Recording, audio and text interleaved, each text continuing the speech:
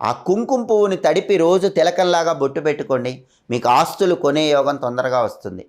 పిత్రార్జిత ఆస్తులు కానీ, తల్లి వైపు నుంచి రావాల్సిన ఆస్తులు కానీ తొందరగా రావాలంటే ఇలా కుంకుమ పువ్వు తిలకం పెట్టుకోండి.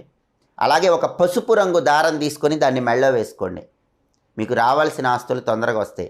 అలాగే మీకు ఆస్తిపాస్తులు బాగా కలిసి రావాలంటే మీరు ఎక్కువ భూములు కొనాలి, ఇళ్ళు కొనాలి, స్థలాలు పొలాలు ఎక్కువగా కొనాలి, లేదా మీకు రావాల్సిన ప్రాపర్టీస్ బాగా రావాలనుకుంటే ఎక్కడైనా టెంపుల్ కడుతుంటే, దేవాలయం కడుతుంటే ఆ కట్టేటప్పుడు ఇసుక నిమిత్తమై కొంత ధనాన్ని మీ చేత్తో ఇవ్వండి. అంటే దేవాలయం కట్టేటప్పుడు ఇసుక అవసరం అవుతుంది కదా, ఆ ఇసుక నిమిత్తమై మీ చేత్తో కొంత ధనం వాళ్ళకి ఇవ్వండి.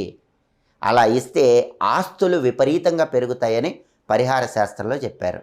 అలాగే ఎప్పుడైనా సరే ఆస్తిపాస్తులు బాగా కొనుక్కోవాలంటే, మన పేరు మీద ప్రాపర్టీస్ బాగా రావాలంటే గురువారం పూట